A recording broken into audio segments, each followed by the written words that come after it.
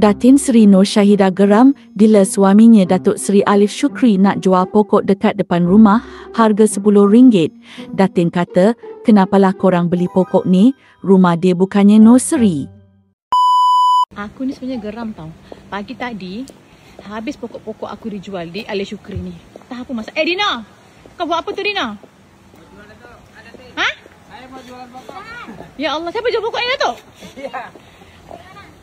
Pokok kat rumah aku yang patutnya kena buang pun dijual. Kau jual seketul-ketul macam ni? Satu ini RM10 tu.